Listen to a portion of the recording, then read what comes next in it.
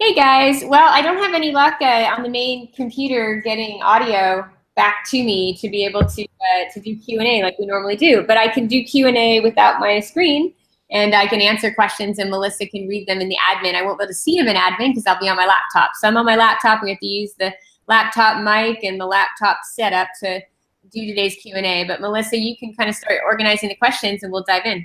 Yeah, so the first one we have, Caroline is asking when we'll be having the product opportunities bonus session.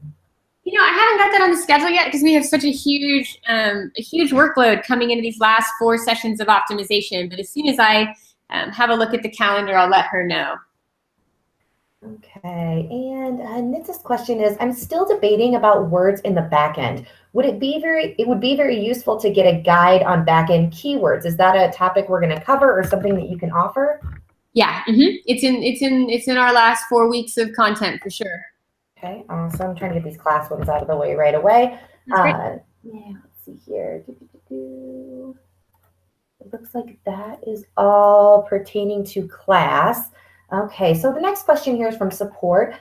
Support says, can you please review the action items during the first 30 days in a new sponsored products campaign? From what I can extrapolate, we execute your bid for rank strategy for 5 to 7 days inside of our phase 1 ad groups. And for those after those 5 to 7 days, do we dial back the aggressive bid for rank? Or do we keep it going to stay in the top positions? Well, you would dial it back depending on how your CPCs come in and how your ACOS comes in. So if the campaign is profitable, you don't necessarily have to dial that bid back. If it's looking good, the numbers are strong, ACOS is below your target or at your target at break even, then you don't necessarily have to dial that back. You want to stay competitive in your bidding. If your ACOS is high, or if conversion is low, or if for some reason it's not ranking with really exceptionally high bids, then you would ratchet the bid back. You would ramp it back and go back to a place where you're at break even. Okay, next question here. How do you structure rotating ads in a single ad group? With that, you would just put 2 products in that ad group. Okay, Anne's question. Targeted against the same keywords, and you just have to be really diligent doing your research and making sure that the two ASINs will absolutely produce the same type of results, same type of conversions, same type of CTRs, same type of campaign performance. And again, there's no reason to do it unless, of course, your ASINs are not on the same page, like this one where it's 2 parent ASINs. You just go ahead and put those in the same ad group. Okay. When you see what is on the path to purchase on Yassiv.com, would you target your product to show on those related item pages? It's going to kind of happen organically as you build a good brand in the market. Definitely, the product that we demoed today is already showing up on all those kind of complementary pages. Without question, I mean, when people are, frequently bought together, you want to be showing up on those, but you're going to have to leave that to your auto campaign to kind of work that magic. Of course, this product has an auto campaign. It's not going to be something that you could manage through the keyword targeting, right? You wouldn't be able to go in through your keywords and start to target products that weren't relevant to yours, because unfortunately, when you do that outside of competitors, when you really do actual, kind of broad category keywords that aren't related to yours, like, bulk bubble stuff, that can really be challenging because you could end up at top of search. And when you have a top of search placement on something that you're not, or even any kind of good ad placement anywhere in the engine, it would be, problematic for your cost and conversion. So yes, I mean, you do want to show up on those pages. Targeting brands would be a fantastic way to do it. Targeting brand names. Just stay clear of those category keywords that aren't directly related in that mid-tail features and benefits to your product. All right. Here, Shuki's got the next question. First of all, she says, thank you for all your insight. Do you have any suggestions on how to influence on the Amazon algorithm for frequently bought together? In this case, I have another product that is a refill of the Giant Bubble Concentrate, and I would love to see it in the frequently bought together. It would need to be frequently bought together. So in terms of that algorithm, you can influence it by advertising in a way or trying to possibly push. We've done that actually before with products. I've done that before in my campaign. So one way to push frequently bought together is to start to encourage sales of that concentrate through keywords. You may lose a little bit on the ACOS though. I would have to be like, there are searches for that concentrate refill you're talking about, and I was looking at it and I thought the same thing that you were thinking when I went into Yasiv and I saw the bigger, containers of it. I thought, boy, we need a big container. But then I thought, no, we don't. People want, your stylistic, amazing job, Shuki, on the branding and the packaging and the whole thing. I mean, you're a fierce competitor. No one is coming for your market anytime soon. You've done a very good job, and you're well established. But I think the main thing I was thinking, that same thing you are about that bubble liquid, right? So to me, I pulled some keywords, and when I send you your reports from what I did, it might help. But I did the same thing you're saying. I started pulling some keywords around concentrate and like the bubble concentrate type searches. And I do think it would be worth setting up a second campaign. I was pondering if I would put up a second campaign for the wands, and then decided I wouldn't, because I wouldn't want to dilute my search traffic at all, because they were both being bought equally in the history from your campaign manager. So, or, at least equal conversion rates. But with the concentrate, that's a whole different animal, right? I kind of wonder if you would set up a separate campaign with a bunch of different concentrate type keywords. You know what they are because they're in your search reports, and they're also in your historic stuff, and maybe targeting that. But yeah, the only way you're going to get it to go into frequently bought together is to sell more of it and having it be bought in the same cart as your existing product. So I think even if it's tricky to advertise it, if you want to start pushing that product to market, you do need to find a way, whether it's through promotion or pay-per-click or some type of strategy, to get that into the cart of your customers, right? I don't know if it can be a promotion strategy internally. I would do it as many ways as I could though, but I would be pushing that concentrate, because the only way you can get into frequently bought together is to get that product, in the cart and bought with your existing products, and then it will go there very quickly. And I have used ads to do that in other instances. And I've also had it succeed, and I've also had it fail. So if people won't buy it together, or these other products constantly get added to the cart, and my only thought with that is it, there was so many party supplies, and there was so many of the big, huge gallons of this stuff being sold. One was like the most popular was like 5 gallons in that frequently bought, 5 gallons of bubble stuff. So it's so obviously a party thing that in my mind, I know that you had negatives on, Bubble Machine. And I thought, boy, that Bubble Machine isn't hurting you. I don't think people searching for a Bubble Machine would rule out the wands. I mean, they have a, 5-gallon tub of bubble stuff and a bunch of kids, they may add the wands to the package. I mean, they are parents, right? Like at that point, it's just like, whatever with your kids, you just add everything. So it's possible that those wands would even come in with the Bubble Machine at times, because it seems like it's this massive party theme. So with that in mind, I don't know how the refill will do, because it seems like they're buying such a big quantity of it. And I don't know if that's because they're just doing a ton of bubble stuff at this party theme. But yeah, you could test it for sure. But I've had it fail where I couldn't get it to frequently buy together, and nothing happened, right? I can't change it. And then I've had it completely win with just paid advertising, where they frequently get bought together, and it's a big win. If you have access to AMS, I would strongly suggest a product display campaign for that tactic, because you could, definitely at least be controlling that you're putting your bubble solution on both of these key products, on the wands and the kit. And I might do a product display ad for your own ASINs. It's going to be expensive. It's for some reason. I don't think that concentrate's going to back out as profitably as your other products, ACOS wise. But if you really want to get it into the funnel, I would be pushing that product on the product detail pages wherever you can, and maybe running ads for it, targeting your own brand names and your own products in one of those ad groups. But yeah, I would be doing it, because for sure I've had it be a huge win. And if you push enough and it gets into enough parts, it will go into frequently bought together. All right. And somebody had commented here, Fandor commented that said you may use Helium 10 to push frequently bought together by going to helium10.com/gems. Do you know anything about that? I don't. Okay. Interesting. I'll have a look at it though. Thank you for that tip. I'll definitely have a look at it. Yeah, I'll add that too. There's a couple other ones that we got today for some suggestions on visual aid recommendations. So I'm going to add that to our sheet rather than read them out to you. I'll add them to the sheet and you can look at those later. Yeah. Let's see here. Okay, so Fandor does have the next question though. If you already have the Amazon choice, would you lose it if you change some words in the title and go for a bestseller ranking? And the reason for the change is because I can do better optimization of my title after what we've learned so far here in class. Well, it depends on how well you're ranked. Like I said, if you've got a lot of organic rank right now, and that's where you're driving a lot of sales, changing the title is risky business, you know?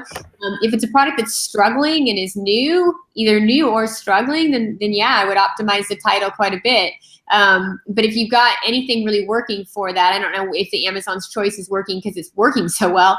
I don't know if I would make changes depending on how you're ranked already. Okay, let's see here. Shuki's got the next question. It says, given that I've already created the new campaign structure 5 weeks ago, I assume that at this point it would not make sense to resume the original campaign. I just want to confirm. No, I would absolutely take the campaign structure I'm sending you today is the campaigns I would be building into the original, and I would pause the new. I look at the new and I look at your existing, and you're mining very similar data, and I would show you, but I have no access to my screen with a mic or with the ability to hear. I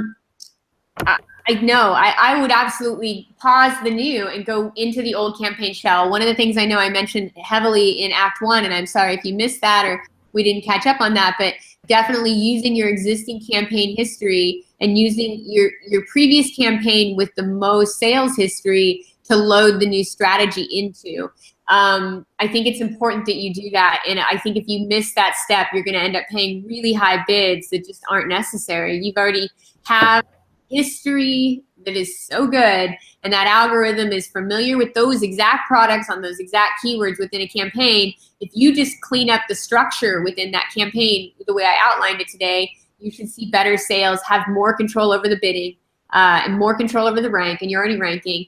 I think that you would put it back into the original. I don't think you're going to get any advantage out of the new stuff that you built in at all. Okay, Carolina's got a question here. It said, you said that when we move keywords to scale, if it has expansion potential, we should also set it as broad. What do we do with the search terms it mines?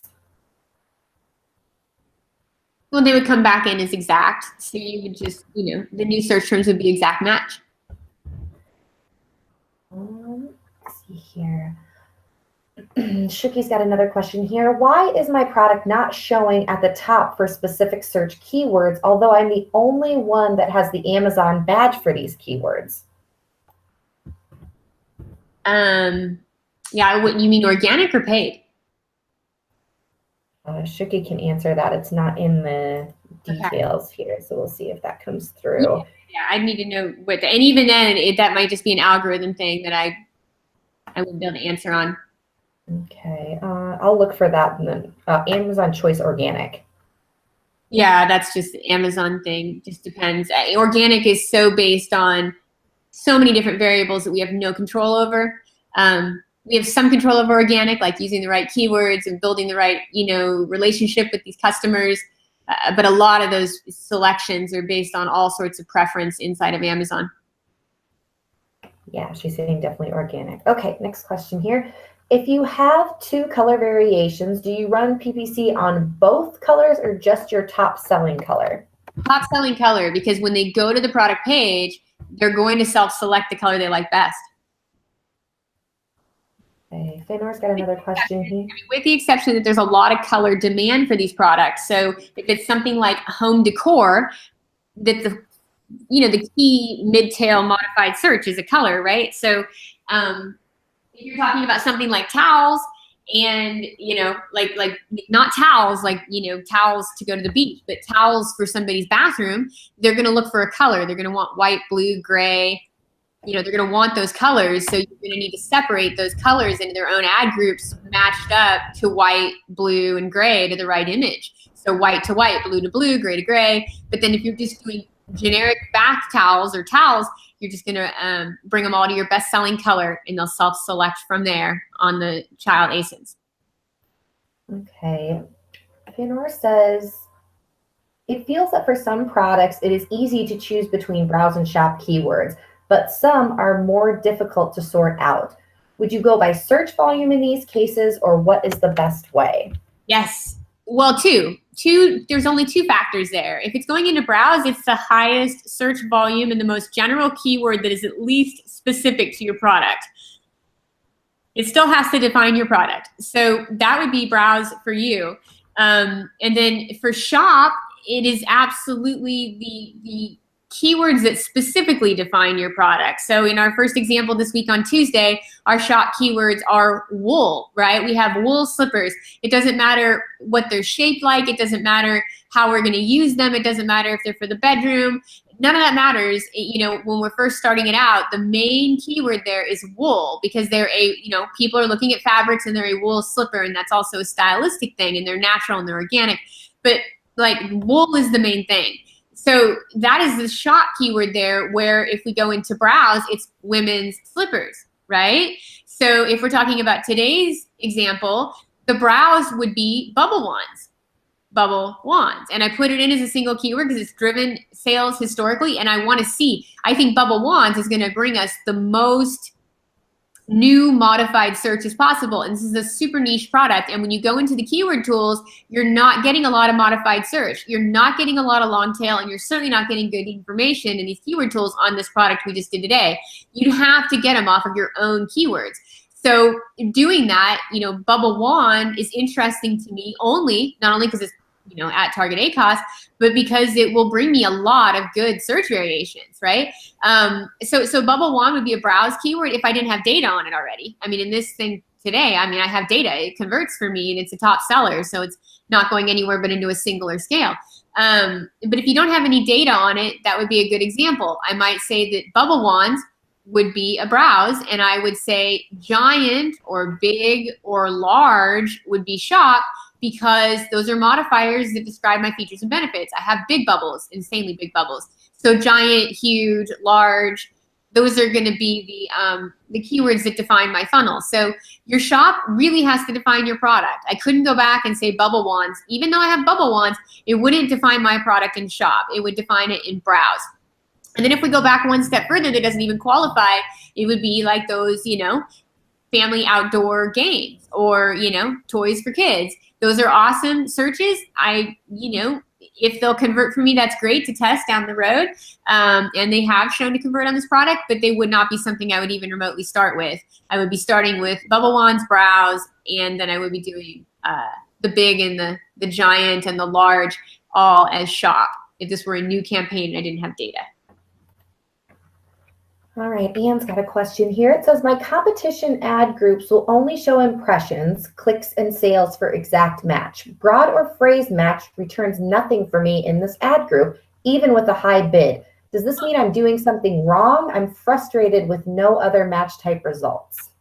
Yeah, I don't know. I wouldn't have exact match in there, but if that's what works for this particular product, then you should use it. Again, it's easy to get frustrated, but if it gets you impressions and clicks, then on the product detail pages, then I guess you have to test it. But in my campaigns, I use broad and phrase. All right, Brett's got the next question here. It says, if the two products in today's example had very different conversion rates, would you still put them in the same campaign? No.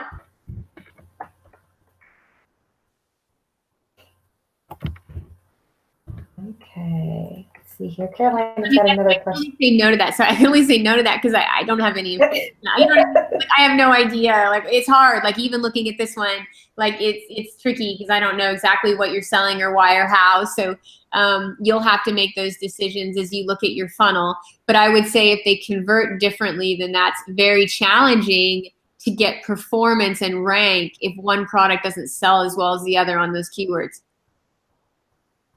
Right? Because then the algorithm is going to average out the performance of the two products. So it's going to say, okay, you got two products in each ad group. They're going to average out in this instance perfectly fine. I know because I looked at the data. So they're going to be fine to rotate. They convert exactly, a little bit differently, but not nearly enough to even matter. They're really similar. They're neck and neck. So, but let's just say I had one product that had, a really great conversion rate and one that had a terrible conversion rate. Man, at that point, it's tricky because the algorithm is going to average those two conversion rates, and it's going to pull my good product down, and it's going to going to make my CPC higher. It's going to make my rank lower. It's going to make me work a lot harder to get it to work for me. Okay, Carolina's got a question. Can you explain what you mentioned once about having a high volume keyword ad group ready to turn it on if a competitor starts to bring the heat? Yeah. I mean, if you're in a big category, like those browse keywords, if you have a bestseller badge and you're trying to hedge your territory, you have some kind of thing that, your first position and sponsor, but more it's for badge competition. If you're holding a bestseller badge, you're going to have to drive velocity and do it continually. So if for some reason you lose your badge or people start, coming in that direction, then you do have to have a high volume kind of browse keyword that you're willing to invest in to kind of beef that up. And it would be campaign by campaign, product by product, but you would always have, whatever keyword is going to get the highest traffic, you would want to leverage that and be aggressive with that if you were in a situation where you were fighting back for your bestseller badge. Okay, and then just to clarify, Robert wanted you to clarify because I know we just went over this, but do the if you do two products in one ad group, does it auto rotate or do you have to do it manually? Automatically rotate them, and Amazon's going to pick the one it prefers, and you have no control over it. So you know what I mean? It's not a very controlled environment to do it. It just will auto rotate. So you just put them both in there and you let it go. But in a situation like this one, there's absolutely no indicator that the shopper would not buy. There's no way to indicate that they would just buy the wands or just buy the kit based on their keywords. And especially when they are looking around, even if they started their query looking for a kit, right? So they put their kit in their cart, and then all of a sudden they go find that frequently bought together image of that 5-gallon tub of bubbles. Or they remember, oh man, I had that other party. I still have 3 gallons of that 5-gallon tub only on Amazon, right? Amazon has changed the world. Now we all have 5 gallons of bubbles if we have a kids party. In the past, you would have been running around at Dillon's and Kroger trying to find a gallon of bubbles. You probably wouldn't even found that. You had to buy 20 containers, right? My kids are all about 5 gallons of glue because they're in the slime phase right now. So we have 5 gallons of glue everywhere at my house. Okay. In the old days, you'd have to run to the store and try to find 5 gallons of glue. In the new days, you go to Amazon and frequently bought together, it shows you a 5-gallon tub. So that's crazy. I bet there's a lot of parents with 3 gallons, 2.5 gallons still left under their cupboard. So all of a sudden they're looking, they put the kit in their cart, and then they realize, oh man, I've got this tub of bubbles. Or they would say, oh man, I can buy 5 gallons. I've got 45 kids this weekend. And then they're going to throw that 5-gallon tub in their cart. Then they're going to go re-add the wands, which is what sold them because they're so cool. They're going to add those in. And then, probably, Shooky, remember, not remember, you already know, but they probably add 10 sets of those things. So even if you're only showing that one click to conversion on one sale, you're probably seeing a lot more. Anyway, so what I'm basically saying there is there was no absolute way to know what that person would add to their cart. So she needs to rotate both products in all ads. Awesome. And I was looking for some, Julie, oh my God, my kid loves slime. Yeah, right? I was looking for some clarification from Carolina. If she's out there, she had a question, but I wasn't sure what she was asking, but I will read it as is. And then if you need some more clarification, we can give her a second to get back to me. She said, so good ACOS go back into scale and bad ACOS go into buy. I'm wondering if this is the search term mining that she was talking about a couple questions ago. Exactly. But your bad ACOS, you need some data. There's no reason you can just pause keywords. If they only have one order, they don't go anywhere, ever. There's not enough data there. There's nothing to do with a one order. There's probably very few clicks, right? So it's just not relevant at all. So you definitely don't want to, you don't want to be doing anything with one order. If you're moving it into buy, it needs to be one of these keywords I just showed you. It's 30 orders, 20 orders, 10 orders, but it's looking nasty in the cost, right? We still want the volume, whatever we can get. But if it's one order and it's a bad ACOS, you could just pause that keyword. You know what I mean? It's only when you have a keyword that is driving a significant amount of sales and it's worth salvaging, your only hope is to cap the CPC and move it to buy. But you don't need to salvage every keyword. Keywords with 1 or 2 sales and terrible ACOS, it's not even worth messing with. Sorry, guys. You got to hear all the dings and dongs on my laptop because I'm just like sitting on my laptop talking into the mic like a complete weirdo because my other computer is audio-less. So anyway, so sorry about all the dings. I wouldn't even know how to turn them off, honestly. Nope, that's totally fine. And that is all the questions that we've had. That's all we've had submitted, and we've been having none for the last few minutes. So I'm sure that we've got everybody covered. Guys, well, that was awesome stuff. And Shruti, thank you for sharing. It was an awesome campaign. You've done an amazing job with your product, and I will send you all the files this afternoon so you can make sense of those. Feel free to email me back for any clarification you need, Shruti, and I'll be happy to provide it. But I will send you the files that I outlined. All right, so thank you guys so much, and we will see you next Tuesday. I am going to go ahead and add, so yeah, we will see you next Tuesday and next Thursday for a couple more demos. Until next time.